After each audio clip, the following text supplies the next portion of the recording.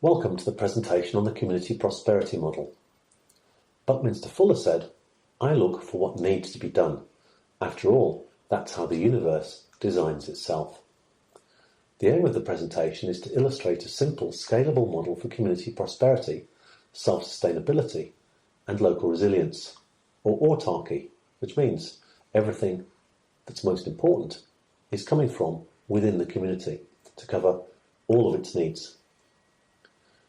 And the presentation is going to include the key elements for systems thinking organisation, based on the conscious co-creation tools, which were in the last presentation, which is the intention, the process, the structure, the vision items, a strategy leading to a step-by-step plan, and building consciousness into the organisation itself. And we're still inspired by Lao Tzu, who said, "Be still as a mountain and flow like a great river." So what are the values we want to embed in this kind of organisation? The first thing we need is trust. We've got to be able to trust people who know different things to be able to do their job. And we also need to be open to learning. And we also need to share what we know and how we deal with things. And that's transparency. Because if we don't bring problems to the fore and deal with them, then we'll keep repeating the same problems again and again. The next one is fairness, which means to share success equally and to value each other's contribution, although it may be very different, equally. Also, respect for the environment, and have the intention of working smarter, not harder. And above all, acting consciously, systematically, and with intent. So the intention, if you recall, is a couple of simple paragraphs or some bullet points, incorporating what we want to achieve. So in this case, our example for the community is, we intend to live in peace and abundance and to make the best community possible, supporting independence, personal sovereignty, and community needs. Our measure of success is to change the community model on a long-term basis by combining what works, new and old, which refers to technologies, and to inspire others by our example. So I'm proposing that two elements are contemplated for the legal structure, incorporating two very different specialist functions. The first one is covering the needs to protect the assets, the buildings, the infrastructure and the land of the community. And a trust, in my view, is second to none for achieving those elements. And it could be an onshore trust, which is a local trust in your jurisdiction, or it could be an offshore trust, which has even more privacy and protection built into it. And the second thing is that if we're actually going to operate commercially, then we should consider a cooperative for co-ownership of those operations, sharing the benefit and sharing the decisions.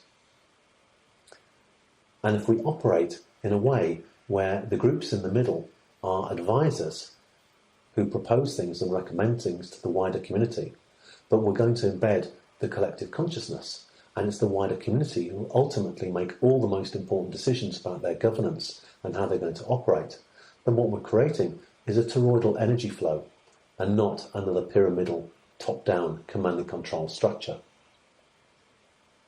And if we include other groups around the central strategy team, then they can specialise in the other things that are most important to the community. Not just the technology items like the health and the water, but also perhaps things like the social facilities and the educational facilities for the community. And if we do that, what we're creating is a structure that operates like the flower of life, where the information flows out to the outside and comes back in again. So the key community strategy areas are food, water, waste, building materials, healthcare, energy, transport, social facilities, and skills, education and training. And you can add on anything else that you like.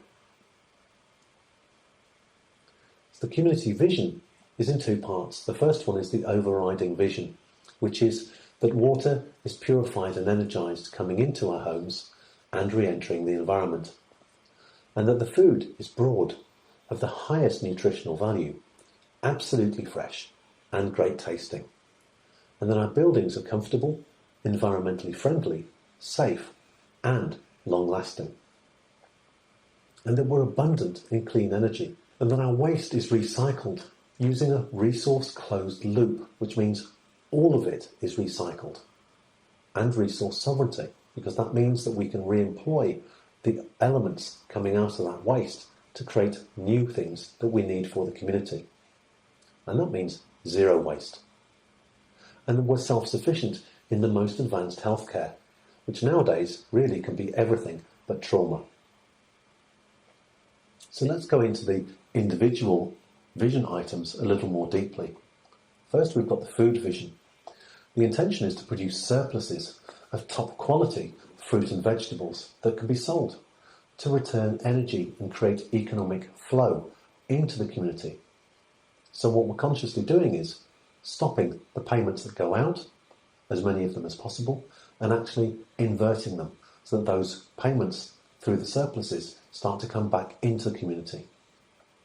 And we can do that if we create at least 3 times the capacity needed to feed the community, to bring in proportional or better income than we would have otherwise been spending. And we can do that kind of thing by not just growing better quality and having better freshness than anything available in the shops local to us, but also perhaps by growing things like tropical foods, herbs to create organic essential oils to add more value. So the aim is to have quality and variety, and to do it cost effectively, highly productively, to create long-term sustainability and year-round reliability. And in terms of quality, we can have fresh, organic or better food quality all year round, including our tropical fruit and veg. And we can do that by combining a controlled, which means indoor, growing environment with selected technologies like aquaponics, hydroponics, energized water, rock minerals and frequencies. Aquaponics uses the wastewater from the fish growing process to fertilize the plants as well as to water them. And fish culture can diversify diet, improve reliability, and reduce the stresses on the fish and the plants compared to outdoor growing. And that can help us to resolve the dichotomy of wanting a broad local diet, including things like avocados and pineapples and peaches, versus maybe a narrow growing season and limited crops if we live in the northern or southern hemispheres, nearer to the poles than to the equator. And if we have high productivity and efficiency, then we can save time in food growing and bring in extra income. So this is how aquaponics works. You see the fish in the fish tank and the water being fed into a gravel bed, where the water and the nutrients, the waste from the fish, is taken up by the plants. In the process, they purify and clean the water, and the water goes back into the fish tank. So especially for areas in the hotter places in the planet, what this means is that we are significantly saving on the amount of water that we're drawing out of the environment.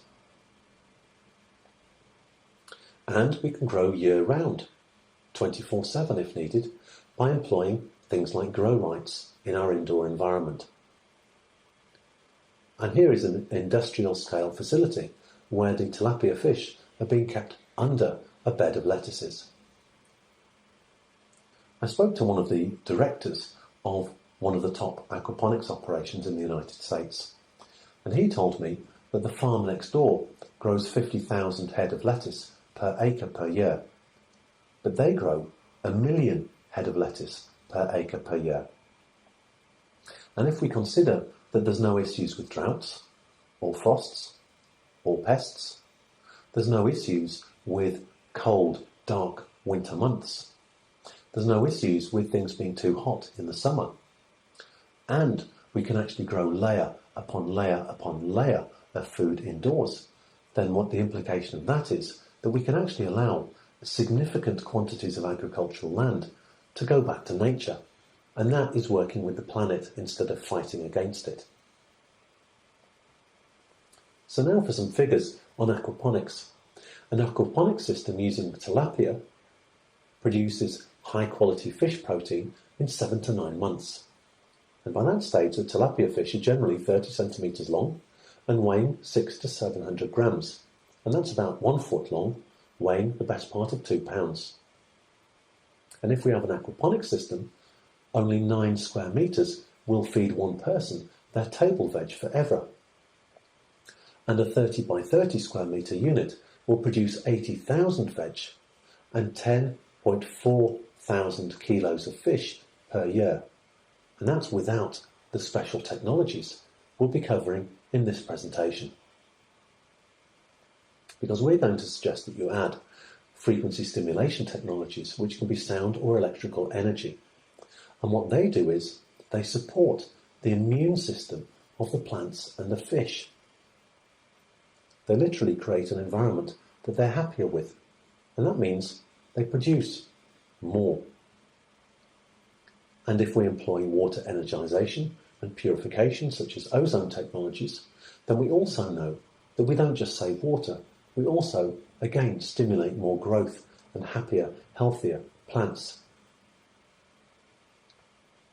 And we can also add rock mineral technologies, which again stimulate the growth and the fruiting of plants as well, producing not just longer lasting plants and fruit, but more of them of a better quality and better tasting.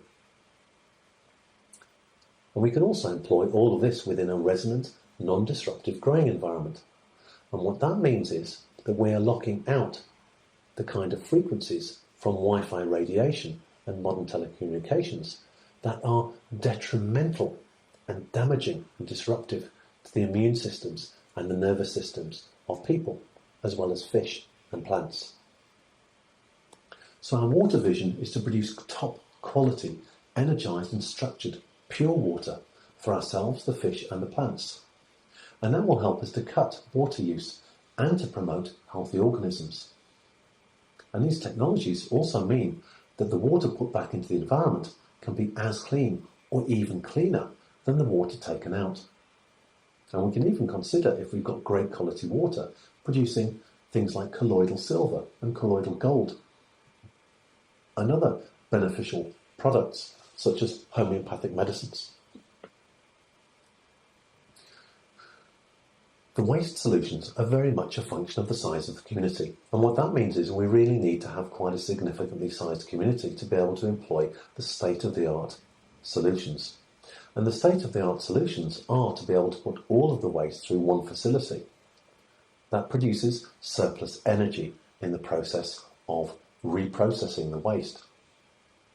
And the byproducts of that are not just extra energy, but pure water and nanoparticulate materials.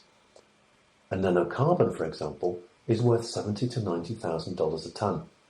But if we're recycling all of our things from the community, the metals, the electronics, etc., then we're also going to be producing silver, gold, platinum, palladium. In fact, if we're collecting all of those elements and they can be put straight back in pure form into a 3D printer, there is no reason why we can't be producing our own computers and mobile phones and cars, because 3D printers are already here. But if we're not of that scale, and that scale really requires at least 2 lorry loads of rubbish every day, then we can nevertheless make a conscious effort to reduce, to recycle and eliminate waste.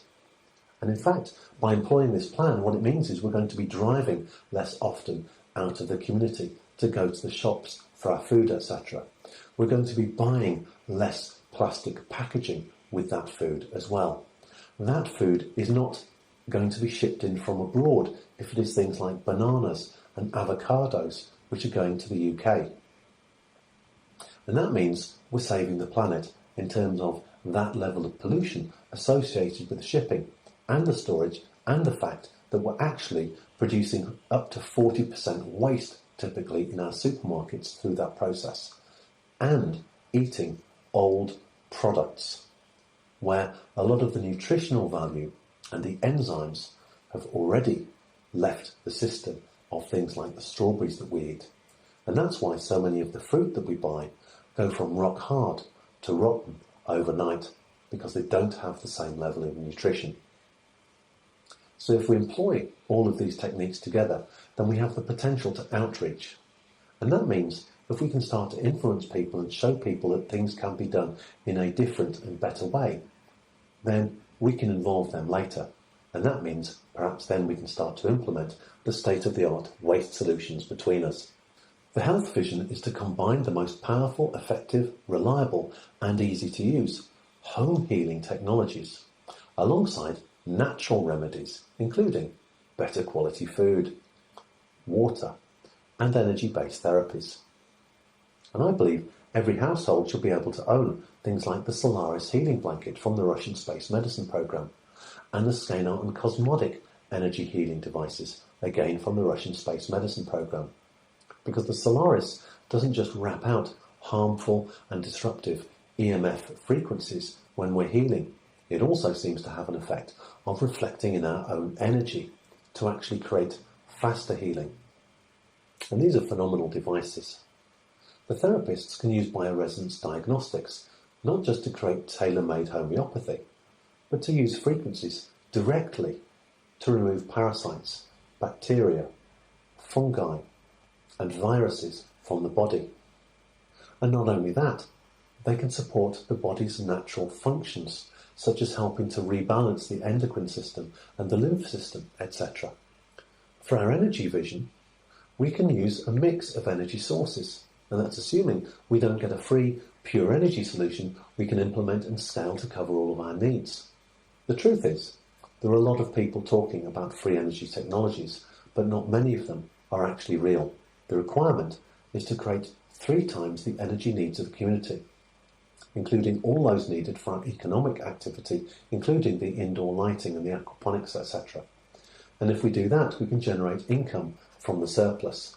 And we also need to perhaps consider not just using things like solar and wind, but also to consider storage for the community. What kind of batteries are we going to use? And for our building vision, we can also use environmentally friendly natural building materials, such as wood frames and straw bales, alongside natural geopolymers, such as magnesium oxide. And magnesium oxide forms a cement that can be up to 20 times stronger than concrete, and 7 times stronger than steel. But the interesting things don't just last there. These buildings can last for 2,500–3,000 years, as we know from China, because some of their old temples were built with this material. And it bonds perfectly with cellulitic material like wood and straw. And it's breathable, which means it is perfect for straw bale building. And it's crystalline. And what that means is it doesn't have the bonding properties of concrete, because when we pour different levels of a building with concrete, they form areas of weakness. So this bonds perfectly. And that, due to the strength of the material, means that we can actually use a lot less than we would concrete, which is a very damaging material for the environment. So using this, we can make highly resilient, long-lasting buildings that make excellent environments in themselves. And we know from Chernobyl that some of the local buildings built near the Chernobyl plant when they had their nuclear accident were actually straw bale buildings coated with magnesium oxide geopolymer. And the people in those buildings had far less exposure than other people also living nearby. And the reason is that magnesium oxide is also radiation proof. So straw bale and magnesium oxide makes a brilliant combination, very cost effective and perfect for community build projects if it's used correctly. And what that means is every building we're creating is also a carbon dump, and it has brilliant insulation properties. It's breathable. It transfers the heat in and out, but it also forms a buffer, and that means straw bale buildings are cool in summer and warm in winter. And those materials are also very fast and easy to build with. They're very simple to build with. The potential weakness of straw bale building is damp, so it has to have a breathable coating. And lime plaster is the traditional method, but that is not environmentally friendly. So, geopolymers like magnesium oxide are environmentally friendly. They're absolutely natural, and they're super materials, and magnesium oxide cement can now be purchased as a premix, and you could use that to coat your buildings. when it comes to the transport, we could be using vapour technologies. That's where the vapours are taken off a container or a tank of petrol and fed directly into the engine. And what people are finding is that that gives them far more mileage and a far cleaner burn, which means a lot less pollution and a lot less wear and tear on the engine. In the 1920s, the Pogue carburettor was registered as a patent.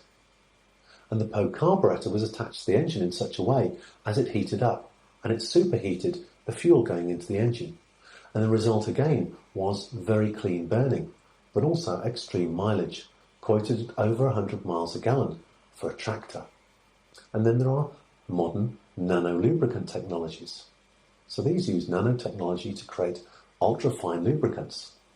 And when they're used on vehicles, what we find is there is significantly less wear and tear on the engine because there is significantly less friction. And unfortunately, one of the side effects is that that means that you may need to consider supplementing that technology, if you're going to use it in your vehicle, with a supplementary heater, because it can actually mean that the engine can run cool, and that's not good if you need to heat up your car in winter. Next, we've got hydroxy, or HHO, which comes from water, hydrogen and oxygen. And hydrogen is literally rocket fuel. So some people, including police forces in the United States, are using a hybrid system where they're using frequencies and other approaches to split the hydrogen and the oxygen from the water and feed that into the engine. And the result is that you need only a tiny amount of the hydrogen coming out of this process to go into the air intake of the engine to create a much fuller, much more complete and much more powerful and cleaner combustion. And the result of that is less pollution, more energy from the engine, which is more power, and typically 30% or so extra mileage. Then we have plasma spark plugs. Because of the efficiency of the spark produced by these devices, again, what we get is a much more complete combustion. And we can use frequency approaches for both diesel and petrol, and these using magnets or holographic cards input frequencies to the fuel line to help to break down the long chains of fuel. So again, you get a more efficient, more complete combustion and longer mileage. So our community strategy is to select proven technologies carefully and implement them consciously to create abundance, at least 3 times the needs of the community. And if needs be, you don't need to trust me. What you can do is try one of these technologies at a time and see what it does for you, and then implement more of them. But if we're creating more than we need from the community, then what we're creating also is multiple income streams, not just sustainability. And we're creating local resilience in covering the strategic community needs, autarky, self-sufficiency. And it's a key part of the strategy to pull the community together, to empower the people to create a stable and functional entity that can work together effectively, not just with people, but also with nature and the environment. And by putting all of these things together, we can create a place that educates, excites and inspires. And that means we're going to be knowledgeable about these technologies. So we could be looking at courses for straw bale building, for the frames, for how to use the technologies, for how you organise yourselves, etc. Seminars, education. And if we're going to add even more value, then why sell the surplus to another local shop? Why not sell it in your own shop? Or if you want to add even more value, why not create your own eco-cafe restaurant? So people are actually not just paying for an avocado, they're paying for a meal. And you could also be considering things like workshops, demonstration areas for the technologies, and healing areas to treat people. So what's the plan? The plan is to set up a cooperative structure for engaging the collective consciousness, to flatten out ownership and control. We also need to consider setting up something like a trust or a similar local vehicle, such as a stiftung, depending on which part of the world you live, for asset protection. And we can regularly review the structure, the processes, the plan, and undertake a conscious plan, do, study, act process of ongoing improvement to the organisation itself. We can also plan and build something like a straw bale barn, And we can build that Amish style, which is building for the whole community. Because the Amish in America can get together with about 100 of them, and they can build a whole straw bale barn in a weekend. Imagine how quickly we could be building our houses as well. So our food capacity is at least 3 times the community requirements to make that conscious surplus. And that will dictate the size of the barn you need, because you know how many people are going to be on your community. And that will dictate the amount of equipment required, and that will dictate the cost. The other elements we can add, we've discussed a couple of them. An eco shop, a cafe restaurant, and if you're going to do that, why not have an arts area? Because I'm sure there's going to be artists on your community as well. And what about a seminar area, workshop areas, a demo area for the technologies, healing rooms? And if you've got all of that, you'll need an office. And hey, if people are going to visit, what about a bed and breakfast as well? Go the whole hog. The challenges include learning new skills, not just straw bale building, aquaponics and magnesium oxide, but also learning the skills of operating in circles and learning to trust people. And also to acquire the technologies, the equipment, and fund the cost of the land and the buildings and all the rest of it. We've got certain opportunities coming off this though. If we're creating our own currency, and that's the subject of our next presentation, then the labour could be paid for in our own currency. And if we create our own currency, then we boost the local economy in 5 ways. The money supply, the long-term asset value, the sustainability and self-reliance, the creation of new jobs, and the creation of income and wealth into the community. And if our food needs are more than met, then the surpluses could be going on the other things that we don't grow, such as spices and luxuries, bought out of the surplus sales. And we'll have top quality, fresh food. And if you're growing things like avocados, then surely that's going to be the best food in the country, because who else has that? Everyone else has to fly them in from abroad, even the rich and famous. And if we've got an indoor environment that's growing 24/7, then we can literally be earning money 24/7, 365 days a year. The labour could be subsidised by woofers from the worldwide organisation of organic farmers. They're people who go and learn to build and learn to garden organically, and they exchange their services for bed and breakfast effectively, for their food and for their lodging, for working a few hours a day, and in the process they learn. And also there are people who are interested in learning about wood framing and straw bale building, and you can add on magnesium oxide courses.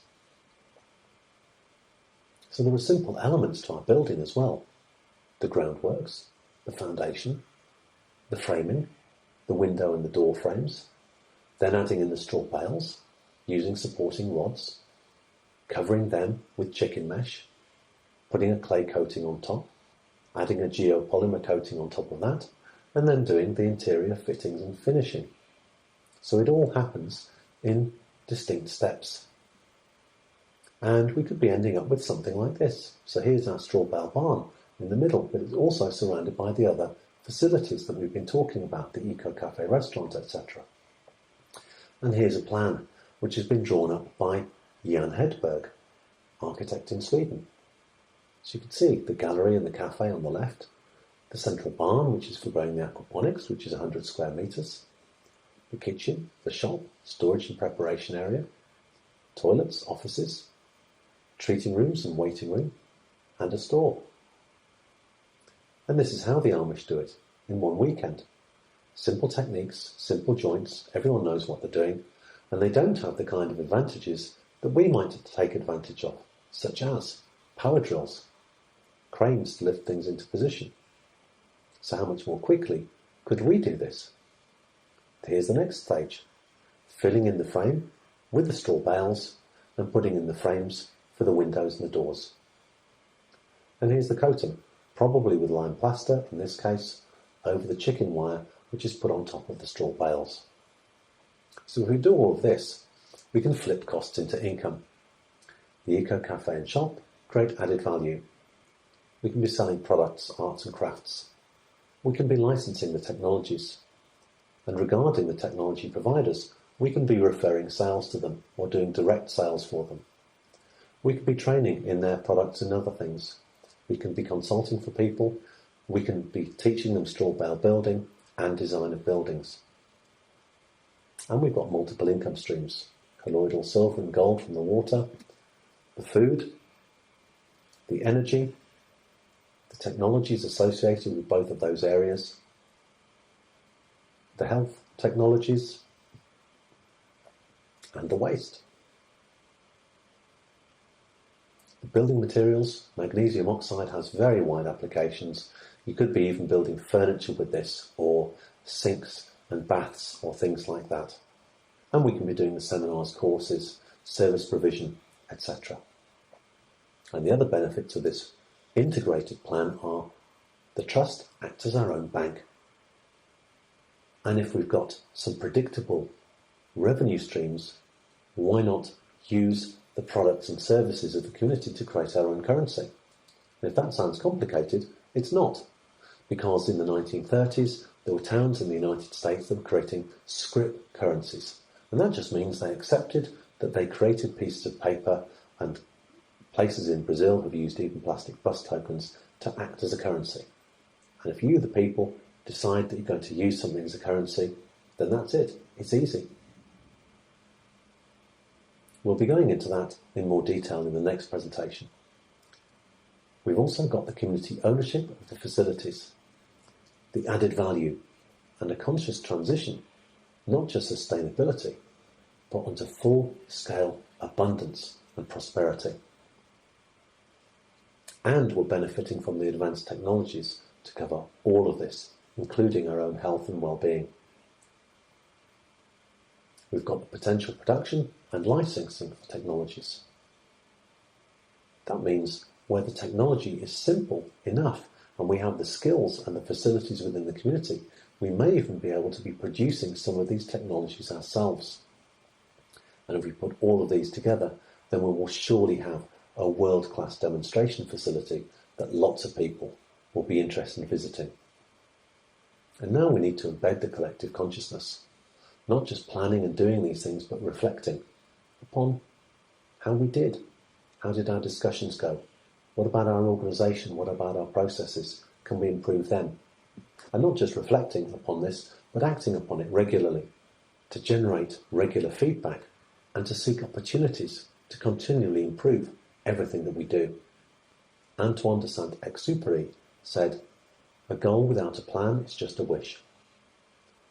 Abraham Lincoln said, "Give me 6 hours to chop down a tree, and I'll spend the first 4 sharpening the axe." And John F. Kennedy said, "The time to repair the roof is when the sun is shining."